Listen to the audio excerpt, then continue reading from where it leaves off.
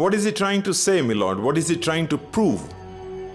Government స్కూల్స్లో చదువుకున్న వాళ్ళు పెద్దవాళ్ళు కాలేరా? మీ లార్డ్, ఒక చిన్న పల్లెటూరులో గవర్నమెంట్ స్కూల్లో చదువుకుని శ్రీ అబ్దుల్ కలాం సైంటిస్ట్ అయ్యారు, మన దేశానికి ప్రెసిడెంట్ అయ్యారు. అలా చెప్పుకుంటూ మీ పిల్లలు ఎక్కడ చదువుకుంటున్నారు? నేమ్స్ దట్ మీ పిల్లలు ఎక్కడ చదువుకుంటున్నారు? పెట్టాడుగా.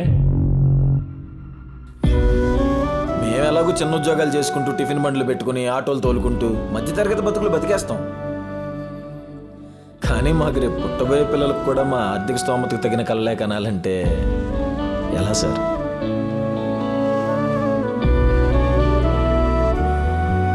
మూడు పూటలు అడుక్కుంటే ఒక్క పూట తిండి దొరికే బిచ్చగాడు కూడా తన పిల్లలకు 3 పూట్ల తిండి పెట్టాలని చూస్తాడు సార్. తను పెట్టగలడా లేదా అన్నది తర్వాత సంగతి. ప్రపంచంలో ఒక్క తండ్రిని చూపించండి సార్. తన ఆర్థిక స్తోమతకు తగిన జీవితాన్నే పిల్లలకి ఇద్దాం అనుకున్న ఒక్క తండ్రిని చూపించండి, నేను ఈ కేసు వదిలేస్తాను.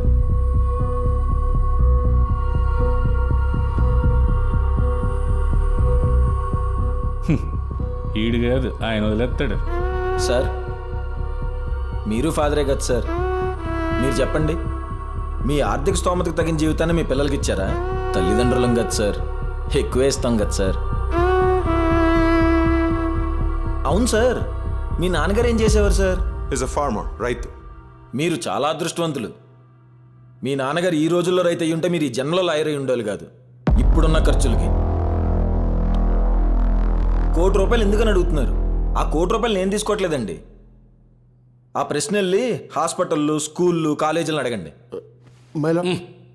నువ్వు ఉండవయ్యా. మీరు చదువుకున్నప్పుడు, నేను చదువుకున్నప్పుడు ఇంత ఖర్చు లేదు సార్. మరి ఇప్పుడేమో బంగారపు బోట్ల మీద బంగారపు చాక్ పీసులతో, బంగారు పేపర్ మీద బంగారు పెన్నులతో రాయిస్తున్నారేమో నాకు తెలియదు.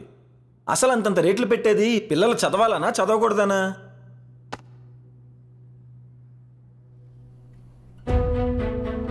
సార్ ఆ ₹1,00,00,000 ఓన్లీ చదువు ఖర్చు మాత్రమే సార్.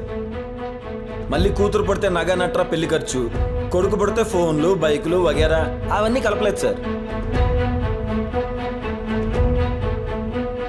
ఇప్పుడేలా ఉంటే ఇంకొన్నాళ్ళకి KGF, రాఖీ బాయ్, పుష్పరాజ్ లేదా పెద్ద పెద్ద సెలబ్రిటీలు ఇలాంటి డబ్బున్నోళ్ళు కాకుండా మిగతా వాళ్ళు ఎవరు పిల్లల్ని చదివించుకోలేరు sir.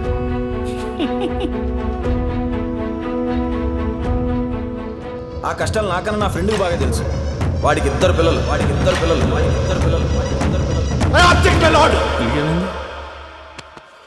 I need to talk. ఆయన కొంచెం జరిగితే జరగండి.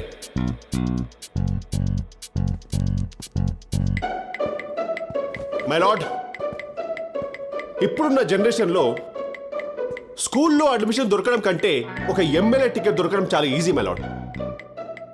మినిమం 5-6 నెలలు స్కూల్ చుట్టూ తిరగాలి తెలుసా? ఉన్నవి 30 సీట్లు, అమ్మేవి 3,000 అప్లికేషన్లు. ఒక్కో అప్లికేషన్ 3,000 చొప్పున కొన్నా సీట్ దొరుకుతుందని గ్యారంటీ లేదు సార్. పైగా లక్కీ డ్రా అంట డ్రాయర్లోది. తీరా అప్లికేషన్ సెలెక్ట్ అయితే ఇంటర్వ్యూలు మాకు.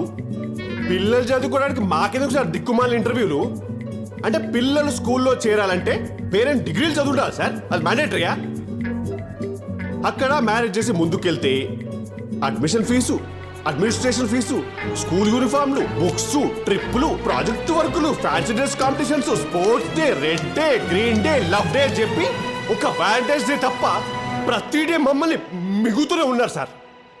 పిల్లలకు లైఫ్ అని చెప్పి మాకు లైఫ్ లేకుండా చేయడం ఏంటి సార్? అందుకే సార్ ఈ జనరేషన్లో పిల్లల్ని కనాలంటే ఒక్కొక్కడి పడిపోతుంది. దానికి తోడు ప్రతి సంవత్సరం 10% పెంచుతారంట. ఎక్కడైనా సంపాదన కోట్లలో ఉండాలి సార్, చదువు కోట్లలో ఉండడం ఏంటి సార్? దరిద్రం కాకపోతే. వీడేంటి ఫస్ట్ టైం లాయర్లా మాట్లాడుతున్నాడు? ఇన్ని ఖర్చులు పెట్టుకొని ఆల్మోస్ట్ కటిక దరిద్రంలో మాలాంటి పేరెంట్స్ ఉంటే పెద్ద మనసు చేసుకొని 5 లక్షలు ఇస్తాయంట మన బాలీవుడ్ లాయరు. ఫ్రాంక్గా మాట్లాడుకుందాం సార్, 5 లక్షలకు ఏమొస్తాయి సార్? తిప్పి కొడితే సంవత్సరం పొడుగున పాల డబ్బాలు డైపర్లు కూడా సరిపోవు. ఇప్పుడు ఈయన భాషలో చెప్పాలంటే ఇట్స్ రిడిక్యులస్ అండ్ ప్రిపాస్టరస్ అనేది అన్నాడు ఇందాక. నేను చెప్పిన దాంట్లో ఒక్కటి రాంగ్ అయితే మొత్తం బట్టలు తిరుగుతాను.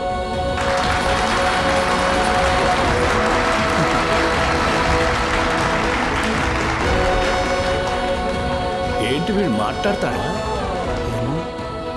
అందుకే సార్ ఇచ్చే మహాప్రసాదాన్ని ఓ పేపర్లో చుట్టి టైపర్లో పెట్టుకోమని చెప్పండి. And I apologize if I spoke anything offensive and abusive, Mr. Opposite Lawyer. That's all, Your Honor.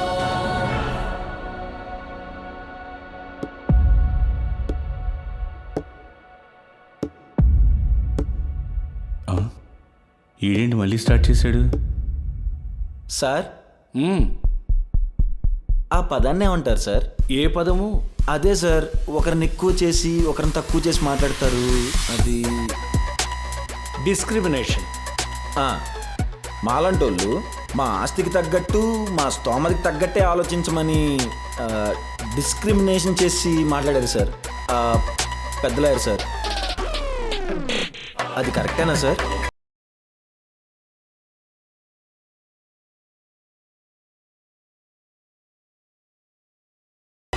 మీరు అలా డిస్క్రిమినేట్ చేసి మాట్లాడుండకూడదు.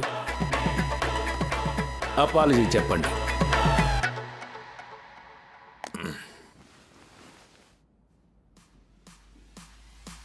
I'm sorry, my lord.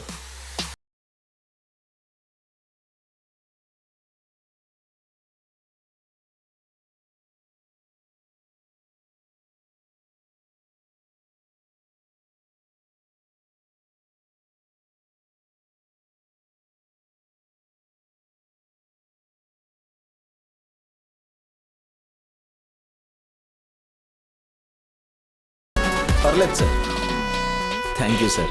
ఈ కేసుకు సంబంధించిన ఫైనల్ జడ్జిమెంట్ 48 గంటల్లో ఇవ్వబడుతుంది. ఓ వైర్లెస్సా? Okay okay, cool cool cool. ఆ వైస్ సార్ మీరు అడగండి. Sorry sir, 1 second. నేను ప్రెస్ మీట్ ధోని రిటైర్ అవ్వకూడదని ధోని మీదే కేసు వేయాలా? డేట్స్ లేవు కదమ్మా, టచ్లో ఉండు. ఓకే సారీ సార్, అడగండి. ఫస్ట్ టైమే ఇలాంటి క్లిష్టమైన కేసు ఎలా డీల్ చేశారు? అసలు ఎలాంటి లీగల్ పాయింట్స్ అడిగారు సార్ వాళ్ళని? అంటే మొన్నటి దాకా మీ పేరు జస్ట్ పత్తి కిషోర్. మీ మొదటి కేసు డీల్ చేసిన విధానాన్ని చూసి మా ప్రెస్ వాళ్ళంతా మీకు ఒక మంచి బిరుదు ఇద్దాం అనుకుంటున్నాం సార్. ఇవ్వాలిగా, అది మీ బాధ్యత. ఈ రోజు నుంచి మీ పేరు మేమందరం కలిసి ఇద్దాం అనుకున్న బిరుదు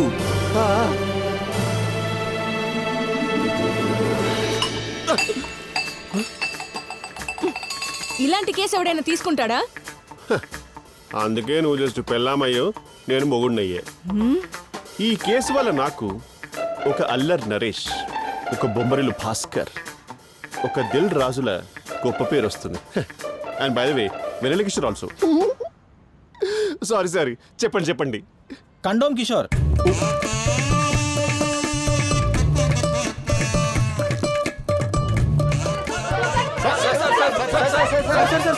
ఎలా ఉంది సార్ బిరుదు? ఎలా ఉంది సార్?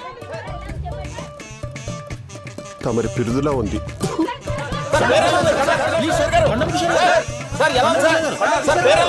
ఎవడు బై కన్నం కిషోర్? పిల్లల్ని చదివించడానికి కోటి రూపాయలు ఎందుకు ఖర్చవుతున్నాయి అని రాష్ట్ర వ్యాప్తంగా ప్రజలు ధర్నాకి దిగారు. ఆల్రెడీ పిల్లలున్న తల్లిదండ్రులు అందరూ స్కూళ్ల మీదకి, కాలేజీల మీదకి ధర్నాకి దిగి ఫీజులు తగ్గించమని అడుగుతున్నారు. పిల్లలు పుట్టబోతున్న తల్లిదండ్రులంతా హాస్పిటల్ మీదకు వెళ్లి వాళ్ళని నిలదీస్తున్నారు. ప్రసాద్ చెప్పింది కరెక్ట్. మా రోజుల్లో డిగ్రీ వరకు చదివితే 10,000 కూడా అయ్యేది కాదు. ఈవెన్ ఇంజనీరింగ్ పేమెంట్ సీట్ అయినా 4 ఏళ్ళకి 2 లక్షలే. ఎటుపోతున్నాం మనం?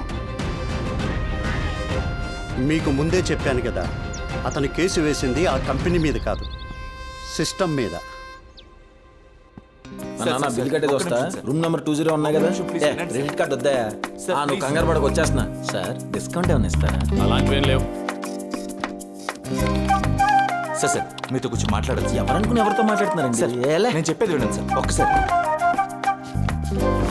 సార్ ఒకసారి మీతో మాట్లాడాలి సార్. ఉండవా బాబు, నేను అసలు బిల్లు కట్టే ఆడవాళ్ళు. సార్ ప్లీజ్ సార్, ఒక్క నిమిషం సార్, ఒక్క నిమిషం వినండి sir. Sir please sir please sir. ఏంటండి బాబు నన్ను తగులుకున్నారు? సార్ నేను చెప్పేది వినండి. ఏంటి సార్, నేను ఎంజాయ్ కంపెనీ నుంచి వచ్చాను. మీరు కేసు గెలిచారు సార్. ఇదిగోండి సార్, ₹1,00,00,000 చెక్. థ్యాంక్స్ అండి. సారీ. ప్రసాద్ గారు, మీకు బాబు పుట్టాడండి. కంగ్రాట్స్. థ్యాంక్స్ అమ్మా. థ్యాంక్స్ అండి.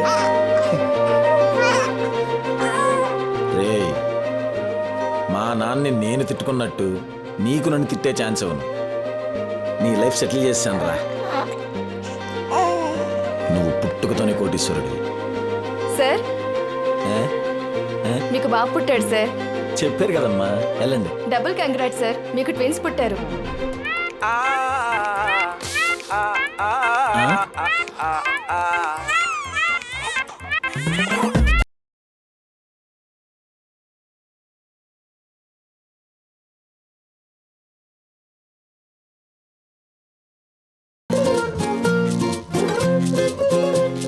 ఏంటి మనకి ట్విన్స్ అంట? మనకు ట్విన్స్ అంట? నాకు ముందే తెలుసు. మరి నాకెందుకు చెప్పలేదు? ఒక్కరనుకుని నువ్వు ఇంత హంగామా చేసావు. ఇద్దరంటే ఇంకేమైపోతావని చెప్పలేదు. ఆయన ఈ రోజైనా హాస్పిటల్కి వచ్చావా నీకు తెలియడానికి? అయినా నాకు చెప్పకూడదని డెసిషన్ ఎవరిది?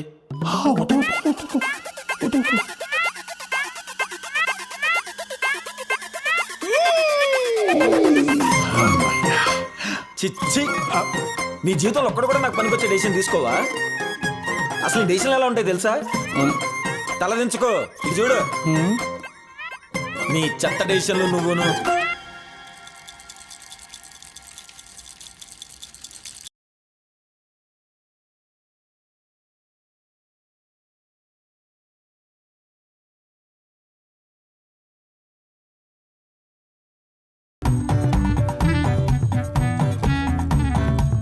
ఏం మొక్కున్నావే? అది కాదురా ప్రసాద్, ఇద్దరూ మగపిల్లలే.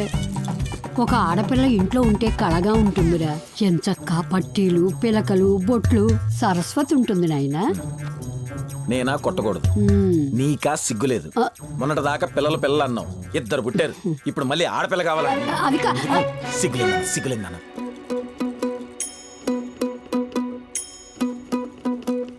ట్విన్స్ రా మగపిల్లలు. మా వాడి రంగు రాలేదు, కోడల రంగు వచ్చింది. సూపర్ ఉన్నారు.